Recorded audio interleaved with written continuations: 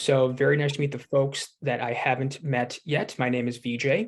What I specifically do here is training for new and current customers. So happy to be on with you all this morning so I can take you through the back end of being a user of the DIGIDECK platform. So a bit more specifically, the agenda for today. The first thing we're going to cover here is just some basic navigation of our platform, just to make sure we get everybody a little more confident and comfortable getting around the system. That way you know where to go when you need to access a certain tool or feature. Second thing we'll then do is just go over some software terminology, such as what is the master deck, what are chapters, what are slides, really make sure we all have a kind of a good understanding of how our software works.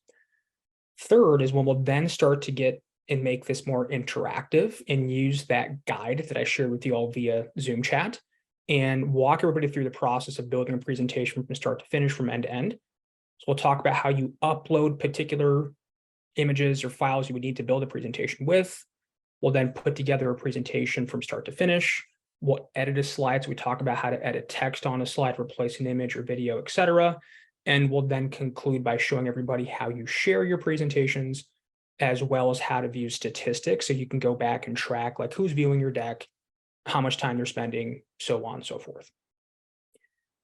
Couple last things, as I mentioned, we are recording this training for you all and for our customers so we can send it back to you. So you can have that to go back and reference at any point in time. Number two, I do like to keep things interactive and conversational. So please, as you have questions or comments, go ahead and just shout those out if you're comfortable, or if you prefer, you can just submit your questions via chat. I'm going to have my other monitor on the right here up on the other screen. So feel free to submit your questions via chat and I'll be sure to address those as we go as well. And then very last thing, you probably noticed I shared a couple times, I'll do it once more, the login link via chat, as well as the user guide that we're going to use that kind of walks you through step by step the best practice when building a presentation. So with that being said, again, I encourage you to log in, to follow along. So I'll share my screen and we will begin. So the deck that I will be operating out of today is our internal sales deck. So we're going to pretend like for our training today, I work at DIGIDECK Sales. I am an account executive for our sales team. Before we walk everybody through the process of building a presentation and using that guide as a walkthrough, I want to first just kind of go over the home screen. What are you looking at when you log in? What do all these tabs mean? Starting at the top left, you'll see what we call the media library. So when I use the term media library, I'm in essence combining your image, files, video, and audio categories into one topic. And we're going to combine this and call it the media library. The way that you all want to think of the media library, whether it pertains to any one of these four categories here, is that these are shared. So what that means is anytime you upload an image or a teammate of yours uploads a video, by default, that image or video becomes accessible to everybody else internally. So I just want to make sure I'm clear. Your media libraries within your organization are shared amongst your team. This is not like your personal image library that only you can use for your slides and presentations. What I did share with you all next via chat would be the list of our file types we accept. So whether you're looking to upload an image or video or audio file, I did share with everybody the list of our accepted file types we accept. As it pertains to uploading, I think you'll find uploading is fairly intuitive, but of course it's my job to walk you through it. So we'll click on upload at the top left. Then you would drag or drop your file in, or of course pick from your computer, right? Like your desktop, your documents, your downloads, etc. You can do a bulk upload by holding down Control, Command, or Shift, depending if you're a PC or Mac user. Or of course, you can upload one file, one image at a time. So pretend with me for a second and say you want to upload your headshot in here. So you can add your headshot to like a contact me slide, or like a meet the team slide. So pardon my scroll here. I'm going to find my headshot, click on it, open it. Before we upload it, I do want to touch on tagging. I highly suggest that you all tag each of your images, because by tagging the image, this would allow for both you and your teammates to use the search bar behind my page, search that image by tag to go back and find it quicker. So as an example, I would maybe put a headshot tag in here. I might put both my first name and my last name as tags too, because of course headshot belongs to me. So whatever naming conventions do make the most sense to you, whatever you would want to make that image searchable by, highly suggest you're tagging the imagery to make them searchable and findable. That, in a nutshell, is uploading. So if I were to go back and search VJ, it's going to filter everything else and filter in my associated headshots.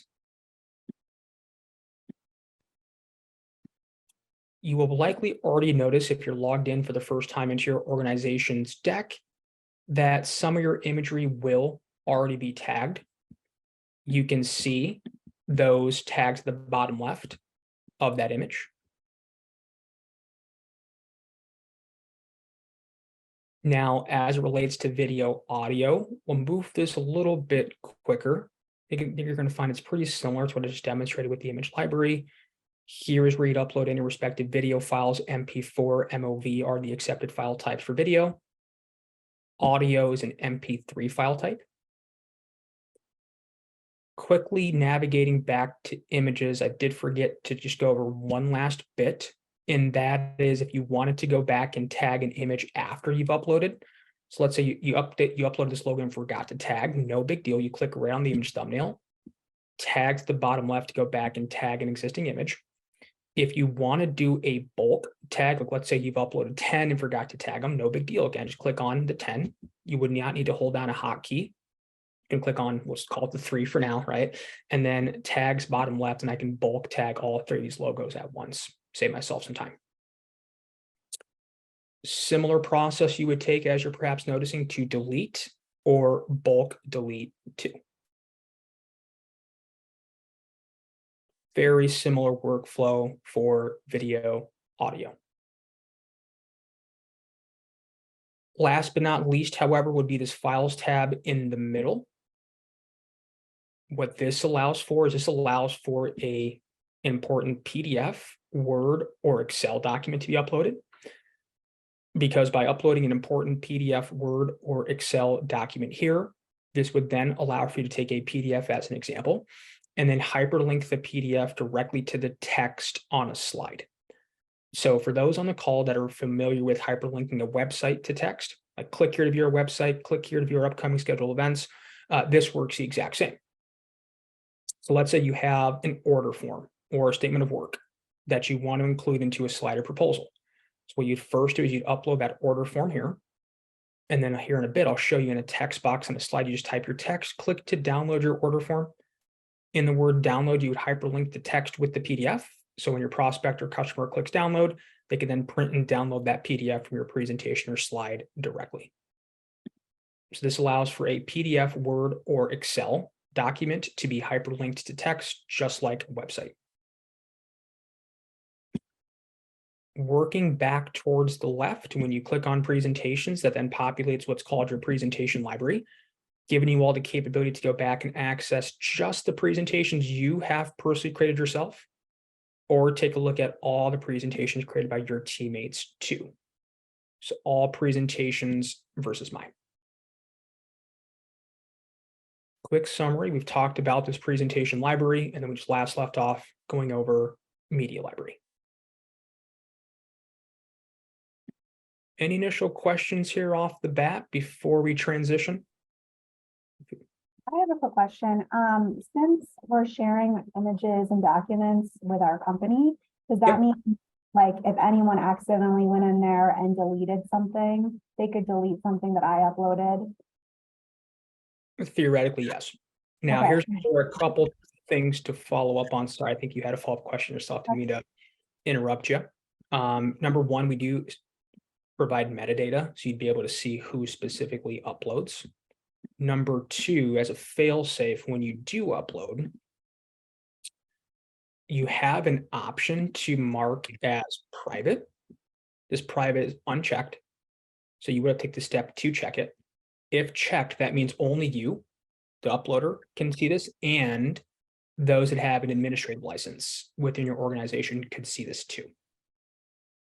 Okay. And then if it was deleted, does that mean it's deleted from any existing presentations? Good question. No. Basically, by deleting an image, it just removes the ability to use it in future presentations moving forward. Thanks. Great questions. Any other questions or scenarios or situations we can talk through? Okay. So before we build that presentation, let's take a quick step back and just explain the concept of the master deck. Because if you can understand the concept of the master deck, you can probably understand how to use our system effectively. So the master deck, in essence, serves as your organization's repository or library of slides. So in essence, your master deck over time will continue to house and store every and all slide that you typically would anticipate putting into a presentation, because then therefore, when you need to put together a presentation, all you'll have to do then is sift through your library of slides and include and select which ones of these slides would you need for just this specific presentation. Presuming we're good with that concept, let's next click view. We're going to view our sales master deck. Of course, yours is going to look a little bit different. But I do want to go through some additional terminology, starting with this first screen where you see a little bit of animation, some visual effects, and then an enter button. Most of our organization's decks, including yours, your presentations first start with what's called a loader page.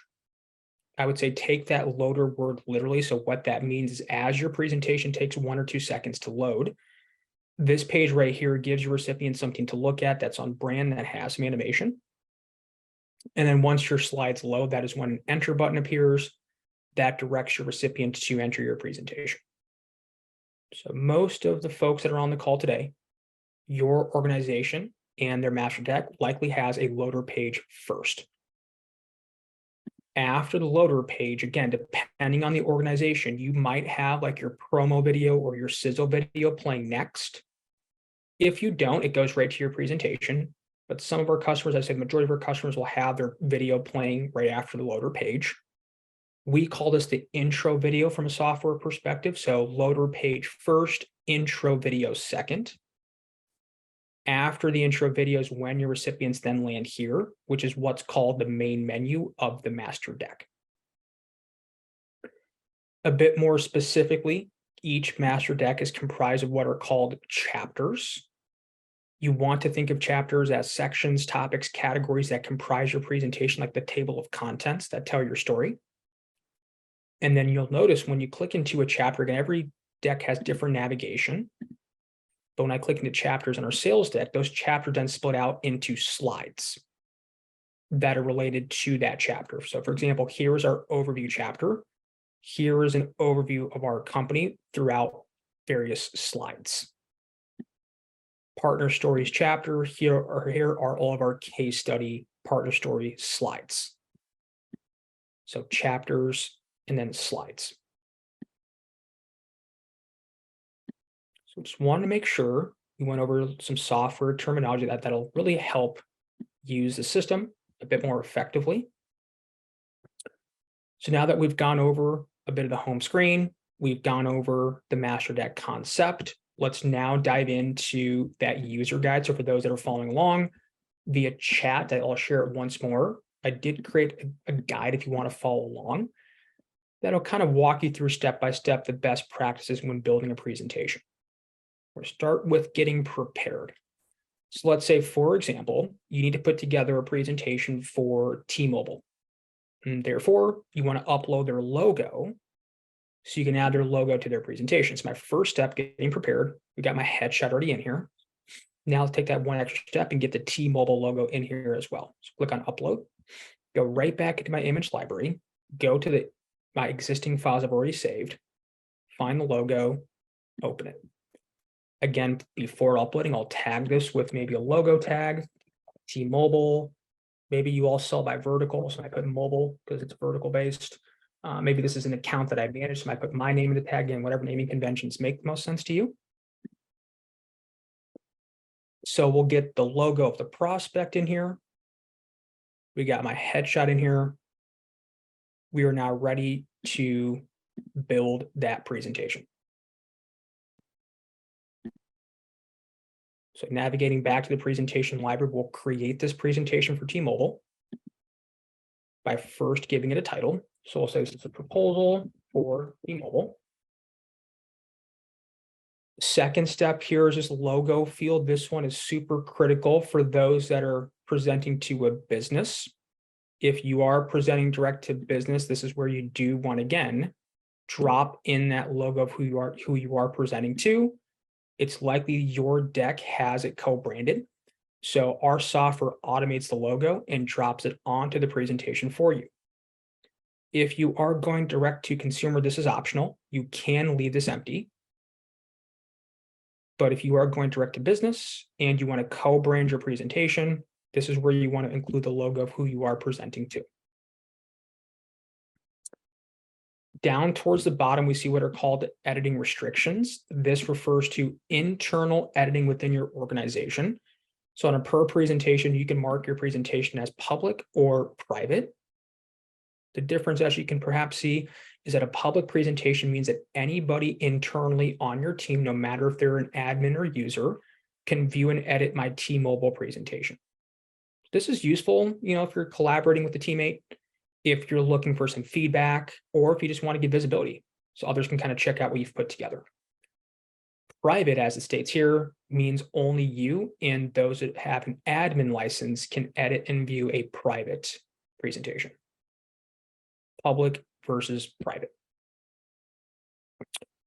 Over towards the right, we see a couple optional add-ons. I'm only going to have enough time to talk about this first one here today because the second one here is an optional feature only some customers have, but all of you will likely have a contact form toggle. If you turn this on, what this does is, as it kind of stated, is it populates a contact form that looks like this. I quickly mocked up an example so I could visually show everybody what this looks like. So if you turn this on, here's what happens. It's going to prompt your recipients to first enter their information in before seeing your presentation. This can be useful in certain situations if you're running like a marketing campaign, lead generation, top of sales pipeline activity, trade show marketing, event registration forms in general. I mean, there's tons of different ways to leverage this. This forms also can be very custom. You can have a custom greeting text at the top. Hey, welcome T-Mobile, please sign in. All these contact fields can be customized, and then you could make it optional or required to be filled out. So quite a bit of custom capability on this form. Towards the end of our training today, I will of course show everybody where this information goes and how you track the statistics that are entered in here. That'll be covered at the end, but if you could recall, by default, that form is shut off per presentation. So if you want to turn on, this is your on-off toggle, on. If you want to customize a form, that's where you click change configuration. And so here's where I can make that form required to be filled out or optional. So required, optional. Here's where I can insert that custom greeting text that lives at the top. So, hey, welcome T-Mobile.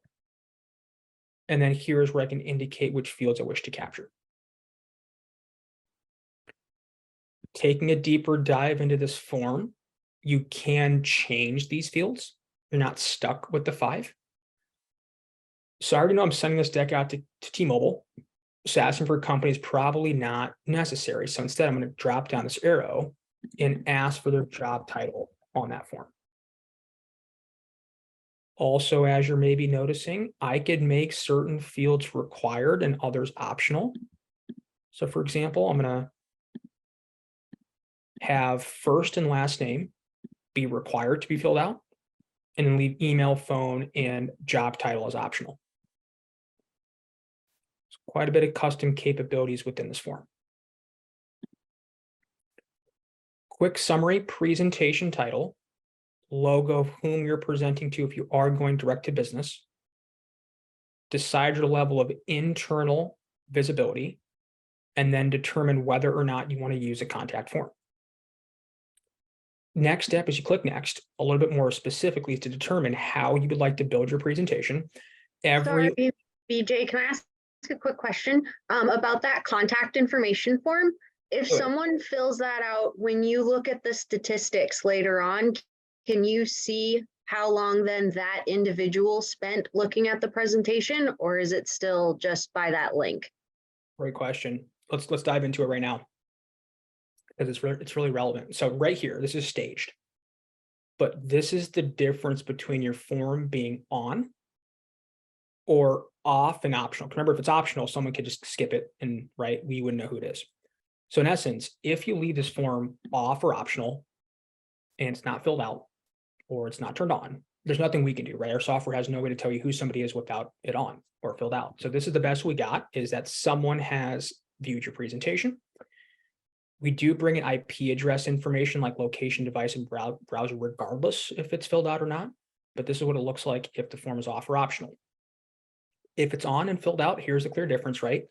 All the context into that information automatically appear. But getting back to your question, to see what John Doe viewed or someone. So regardless if they fill it out or not, we track what they view. So you click on someone or click on John Doe, click on John Doe. This is where I now see that insight, like the email he put in my form, the very time the deck was opened by John, closed, total time spent viewing it. But more valuable right here is I can track the slides John viewed than the amount of time spent viewing the specific slides. Thank you. I love that. Yep. So regardless, we're tracking this data. I just didn't stage someone. So when I click on someone, it's probably be nothing, right? I just kind of X'd out, but you get the idea. So regardless, we're tracking slide views. It's just the only difference is to say that person's name or not. Great question. This would be good review. So proposal for T-Mobile. Insert the logo if you are presenting to a business. Again, this is optional. Use your contact form, yes or no. Next step is to determine how you want to build your presentation. This is where the fork might hit the road a little bit. Every organization can be different. Every org for sure can select slides manually. So everyone on the call today, when you go to click next, this is likely the screen you get directed to, where it pulls your entire master deck into the page, and from the thumbnails, and sorry, my Wi-Fi is running a little slow, you just select what you need. You can click on the search icon for Wi-Fi is like mine, not a huge deal. So most organizations are just going through and picking out what you need one by one. Keep in mind, we do offer other solutions to build presentations more efficiently. Some organizations will have what are called pre-selects, which are in essence templated presentations to give you a starting point. So for our sales team, every time we're pitching to someone in the sports vertical, we have a pretty good feel for what a sports team or event company might want to see as it relates to DIGIDECK. So we're going to put the 15 slides that we know a sports vertical would have the most interest in seeing, right? Instead of having our team go and pick out the 15 manually every single time. So we offer what are called pre-selects, which are in essence templated presentations to give you all a starting point. And then last, some organizations took this all a step further and worked with kind of our engineering team to build what's called a questionnaire or a form that in essence you fill out. And then based upon your answers, it generates and curates the presentation for you. So every organization is set up different, but given that everyone on the call today can do this, select slides manually, that'll be the route we're going to take today. So select slides. And next. So I do hope this brings back the concept of the master deck full circle. You're now noticing the final step in building a presentation. Your entire library of slides, again, this is called the master deck, now shows up. And then from here, you just sift through and select which of these would you need for your T-Mobile presentation. Keep in mind, you can save yourself time and clicks and do a select all from a certain chapter. Again, that's going to save yourself some time, save yourself some clicks. Or instead, you do go through here and one by one select the slides you wish to add to your presentation. You do not need to hold down a hot keyboard key like a Control, Command, or Shift.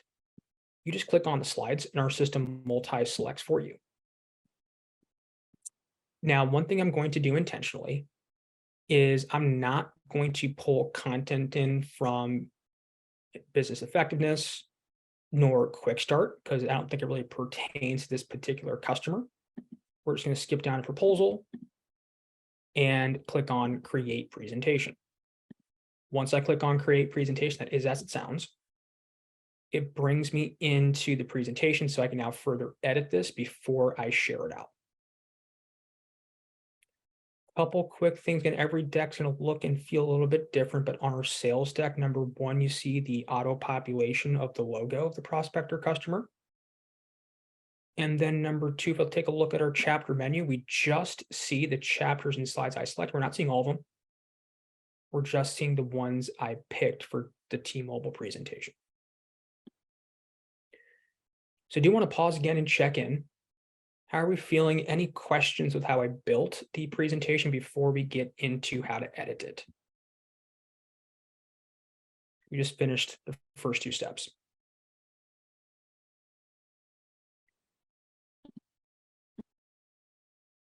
Now, staying at the top left of my screen, I'm going a little bit out of order from the guide, but that's okay. We're going to still touch on all the bits and pieces.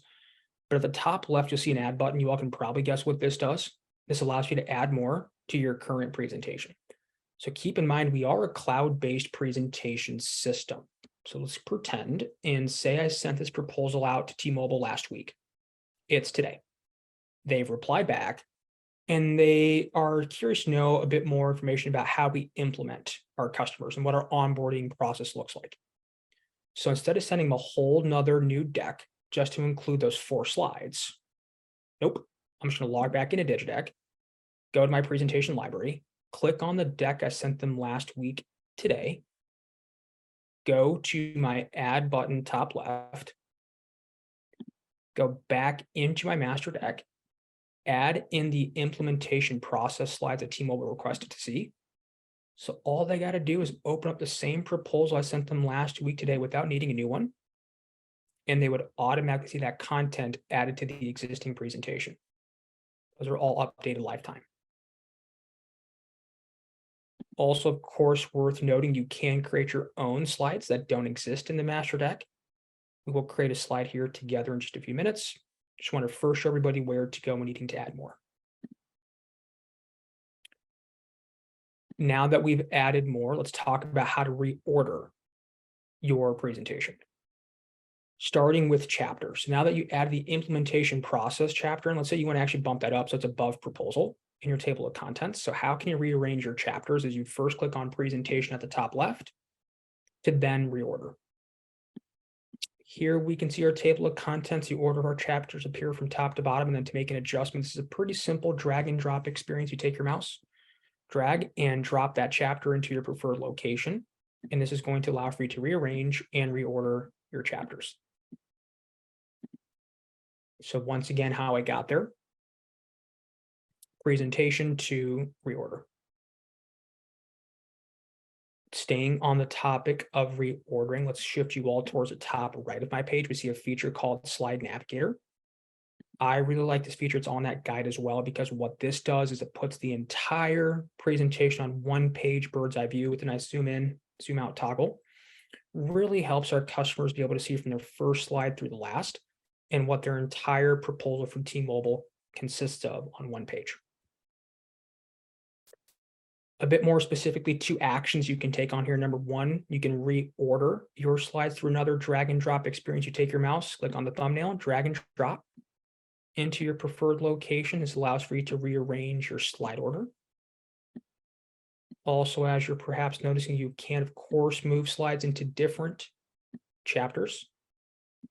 You can move slides in bulk by holding down a Command or Shift key. And then the last thing worth noting, again, being cloud-based, is this allows for you to delete slides too.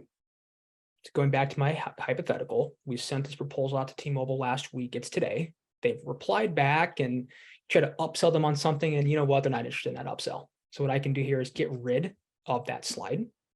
So before they forward this over to their C-suite, you're removing and paring down all of the products that they're no longer interested in. So those are all updated lifetime. So once again, this page is called Slide Navigator. It allows you to navigate and see the entire presentation, one page bird's eye view. Have a nice zoom in, zoom out toggle. It allows for you to reorder your slides through a drag and drop experience. and then delete slides when necessary too. To get back to our edit screen, we go right back up top right, presentation editor, and that's going to revert us right back here.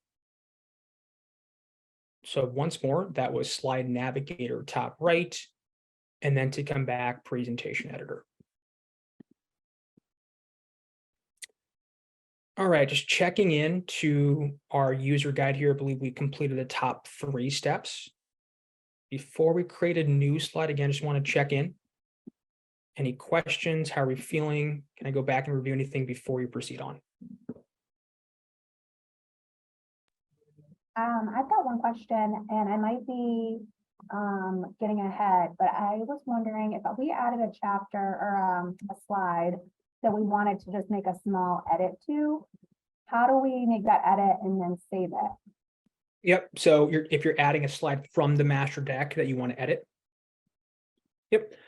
So let's see. Let me find a text slide here. Looks like it is. What I can do here is come into, well, our marketing team is locked down slides for our sales team, so we can't edit some of these things, and you'll see that's a lock icon here. That's the case with ours. I've like run into that where I've edited it, but then it won't let me save it, because then it will save it for everyone, which makes sense. So I was like, I just didn't Are know you if seeing the lock icon top right on some of your slides? mhm. That means your administrative team locked that slide so you can't edit it. Here's like a transition slide that I could edit, right? Because there's no unlock icon. So any slides that are editable, yeah, it should be pretty intuitive to come in here and make your own edit and save it. But that's probably what you're running into, is you're having some of those slides be locked. Okay. So But you want to find a slide that is like this, and then maybe move some of the content over or something.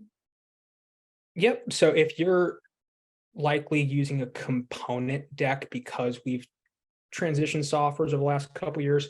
So if you're seeing a layout toggle at the bottom left, that's where you can come in here and size and position your components to your preference. So that's that layout toggle at the bottom left. So Aaron, if there are slides that you want to be able to edit, that you think you should be able to edit, you probably want to get with your administrative team directly. That's a control that they have inside the master deck. Yep. Thank you. Mm-hmm. Great question. Let's go ahead and build that slide together. So let's say for this proposal, you want to put together like a contact slide at the end, so they can contact you, know how to best reach you, and kind of share some information. So we'll click on add at the top left, and we are going to create a new slide. Now, remember, we have chapters and slides. When you build a new slide, the system actually forces you to pick a chapter you want to add that slide into. Let's add a brand new slide into our proposal chapter. Continue. Next step is you pick a template to build from. The big thing to look for when looking for a template is the word content. Content being synonymous with the text box. So for example, this is going to be a right text with image template, or a video with left text, 3-column text template. So the big thing to look for when looking for a template is the word content, content being synonymous with the text box.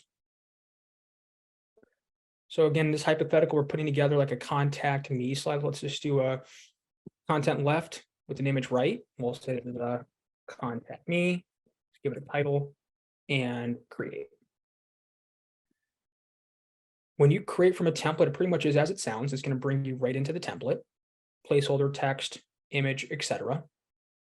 To replace an image on the slide, you typically hover if it's an existing image, or click on add. Brings you right back into your image library. Upload your headshot now. Again, we'll select the existing and select again. So I got my headshot into the image container. Again, if I need to make a change, that's where you just hover over any image on the slide. So if the image already is in the container, you just hover, you'll get typically a change image button that will follow you. It brings you right back in here. Text box on the left, you click into the text container. That is when this toolbar appears. Keep in mind, if your mouse is not clicked in the text box, that disappears. Got to make sure you're clicked in here in order for this toolbar to appear. This toolbar should look pretty familiar to you all. It's fairly standard across most technologies out there. So we'll spend the majority of our time towards the last tools listed, but we're going to first start with our heading text here. And we're going to say this is contact VJ. Your toolbar will have 6 heading options you can flip through, or a body text option. I don't want to use body text option, obviously, but just want to, again, show the differences between your 6 headers, or you have a body text option as well. So I'm using heading 1. And then for the actual body copy, we'll remove the placeholder and start putting in some specifics about me. Starting with this link icon, let's say, for example, I want to have my recipients click to view our website. Or you know what, click to view my LinkedIn page. So we grab that text, click on link, paste your LinkedIn URL in, or just type it in manually. Once you're done, you click OK, confirm it again by clicking OK. And now that you linked your LinkedIn profile, when I click on view, it'll pop your LinkedIn profile out into a new tab within your recipient's browser. You would follow the same steps if you want to link to a document. So if you all can recall, we talked about PDF or Excel document linking. So if you want to link it to a document, almost follow the same steps. So we'll say click to download more information about our company. Grab that text, click on link again. Now this time we would open up that file library instead, upload that file right now, or just select an existing. Click OK, and it works just like a website. So when I click download, it'll pop that PDF out into a new tab. So as a recipient, have access to your entire document, all of the pages. I can zoom in or out and print and download from your presentation directly. So once again, link allows for linking of text to a website or document. This next icon over here is one's called pop-up media. This allows for you to link text to an image or video. So what I can do here is type, click to watch an intro from our CEO. Grab that text, click on pop-up media, open your video library, upload that video right now, or again, select the existing, select again, click OK. Now that I've linked the video, whenever my recipients click watch, this one actually pops the video into the slide directly, which I think makes it nice, because once a recipient is finished watching, it's super easy for them to return back to the original slide. Same thing can be done for an image. I'm just going to go through this a little bit quicker. If you want to link text to an image and type your text, click to view, ABC image, grab that text, pop-up media, open your image library, upload the image now, or select the existing, select again, OK, and it works just like a video. So when I click view, it'll pop the image into the slide. So quick recap, link allows for linking of text to website or document. Pop-up media allows for linking of text to image or video. This final icon over this one is an AI assist tool. I'm not sure if anyone's used any sort of artificial intelligence in their professional workspace or personal workspace, but do know that we offer AI assist for your copy and text writing on a slide. So more specifically, there's 3 ways to use AI in our platform. First of which is modify. So let's say you've been using a very similar talk track or paragraph or text for a slide for months and years. You just want to find a way to retell that story or remessage how it's conveyed. That's what modify is for. So you can kind of change the way that the theme and the tone of how a message is conveyed on a slide. Summarize is when you have a lot of content, a lot of text on the slide. Like, gosh, you know what? Shoot, I wish there's a way to kind of tell this in more of a clear and concise manner. That's what you can use summarize for. And then generate is where you have an idea, but not much of a starting point. That's where you can have AI kind of help generate copy from start to finish. Any copy or text that you generate from this AI assist tool automatically adds it right to the text box on your slide. Any questions with this word processing toolbar or any of the edits we've made so far?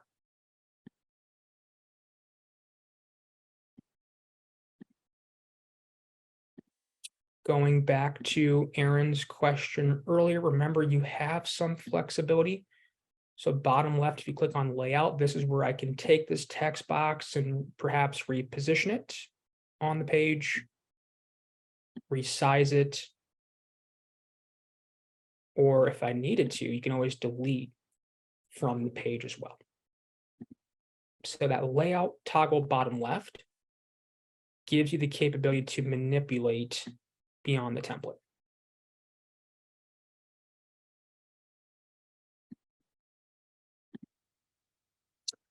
So now that we've hypothetically put together this presentation, we created a slide, we now have it ready to be shared. There are 2 locations from which you can share your presentation from. The first of which is if you click on this presentation drop down top left, is the first spot from which you can share from. But I would say more commonly where our customers typically share from is back at home screen, back where we started today. If you click on the 3 dots to the far right, you will also notice a share option exists here too. So once you click on share, your next step is you then generate a link. You then copy that link with your mouse or click on the clipboard to copy, and that's how you're able to send and distribute the presentation. As we discussed, remember we are cloud-based. So what that means is when you send off a DIGIDECK presentation, you're not sending an attachment. You're sending a link, a web-based link. So knowing that, what I typically suggest to customers is to not send this link directly, but instead to hyperlink or embed it into the text or body of your message. So for example, I got this presentation for T-Mobile created and I got a link that I need to share. So what I'm going to do here is copy the link with my clipboard, go to my email. So if I'm going to email this presentation to T-Mobile, create a new one. Ignore my inbox there. So basically what I'm getting at is I would not send my deck like this, but instead I'd hyperlink it. So, click here to view our proposal. And then I would hyperlink that text with my presentation to clean up that delivery. So that is how I'd recommend you send your presentations out. Also worth noting, notice here, you can generate as many links to the very same deck as you need to. So we'll stick with T-Mobile. I'm sending this T-Mobile presentation to 3 people. I have 2 ways to send one deck to 3 people. The first way, the easiest way, the way you'll probably take the majority of times is you just create one link and I'm going to send this one to all 3. Probably the cleanest, simplest way to send the presentation to whoever needs to receive it. Or if you wanted to, you could and you can generate a link for each recipient. So notice that as I click that, I get unique links for the same deck. Now, this would allow for me to send a unique presentation link that has the same slides to different people. That would then give me the ability to track what slides you're viewing independent of each other. So for example, now that I created 3, what I would do next, click in 3 dots here and edit. Put that person's name in here. So I'm going to say this one's going out to Aaron at T-Mobile. This one is going out to Lisa at T-Mobile. And this last one is going to Jessica. Now, Jessica, Lisa, nor Aaron do not see their names. Only you do. That's internal facing only. This is just a way for you to come back after a day or a week, remember which link you sent to which person, but easily track what slides Jessica viewed compared to Lisa, compared to Aaron.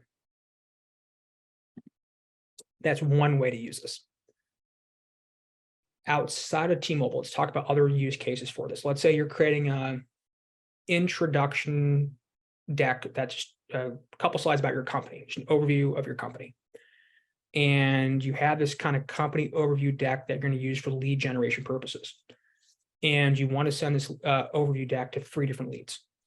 Instead of creating 3 separate presentations that all have the same slides, you can instead just create one, or we're just pretending, right? Created one. And instead I'd create 3 links, one to send to each lead. So we'll just call this our overview deck, right? And this one's going out to T-Mobile. So we're kind of flipping on its head. This overview deck is going out to AT&T. And then this last one is going out to Mint Mobile. So you're gonna have one overview deck and 3 separate links. I can send one to T-Mobile, one to AT&T, one to Mint Mobile, and be able to track the slides reviewing independent of each other. Last use cases, while we're on this, we'll stick with the overview example. You're creating an overview of your company, and you want to put it on 3 different social media channels. So what I can do is create 3 links. I can track how well they're being viewed. So this link will go on LinkedIn.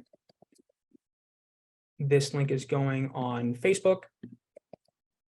And this link is going in on Instagram. So I can now post all these overview decks on my various social media channels, all different links. Come back after a week and track who's viewing the deck on LinkedIn versus Facebook versus Instagram, all independent of each other.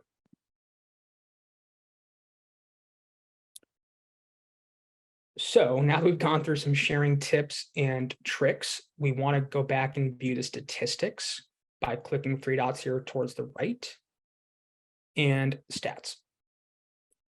Here we track again total amount of time spent viewing your presentation across all links that you've shared or created. Total number of sessions refers to opens, amount of times the deck's been opened. Total slide views, pretty self-explanatory, and the last time the deck was viewed. And as we discussed previously, here you can see the difference between the contact form being on versus off. So again, we talked about this contact form earlier. Remember, if you do decide to leave it off or optional and it's not filled out or on, there's really nothing we can do from a software perspective. So the best we got in that instance is this. Someone has opened your deck.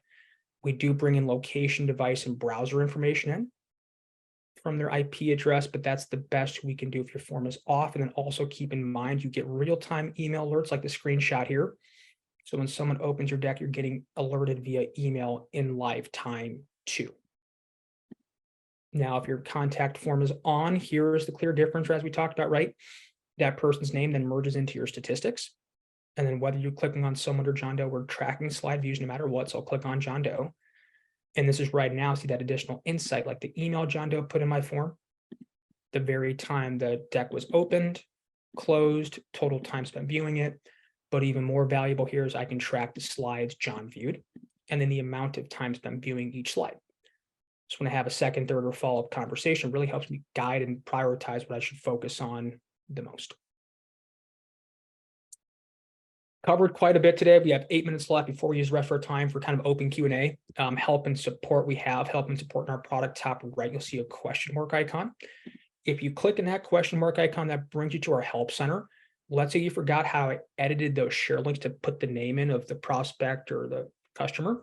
So I'd come in here, type in the keyword you're seeking help with, and you'll see we've put together videos and written instructions that'll walk you through all of our features step by step.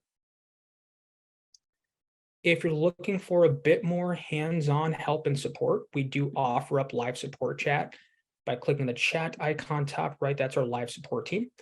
Our live support team is available for our customers 8 a.m. to 6 p.m. Central, Monday through Friday. And then start a conversation. You want to click on send us a message right in here. But that does conclude and wrap up the content I had planned for today. We have about 7 minutes here left extra. I wanted to open it up for questions, commentary, situations we can run through. How can I help for the last remainder of our 7 minutes?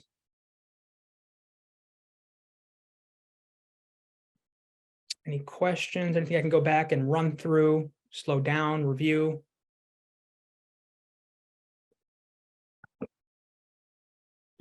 For any newer folks that are joining for the first time or creating a presentation for the first time, I'd recommend doing what I did today. You can't break anything, right? I create a test presentation, create a training presentation, put together a couple slides. Just like any new technology, it's going to take a little bit of time, a couple days to a couple weeks, depending on the learning curve. But as much as you can kind of just practice and use the platform, it'll start to become a little bit more intuitive over time.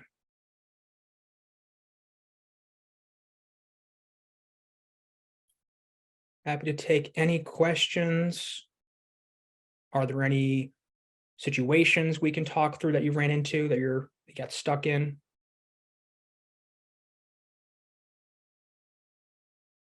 If not, we can shut things down, right, and take you back, get you back at lunch. But thanks for your time, everybody. Again, we recorded this. You can expect to receive the recording from our team at some point today, perhaps tomorrow, depending on how quick the recording service is.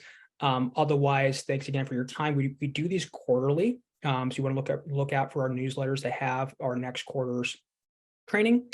Otherwise, again, thanks for the time and let us know if you have any questions. Have a good day and have a good week. Take care.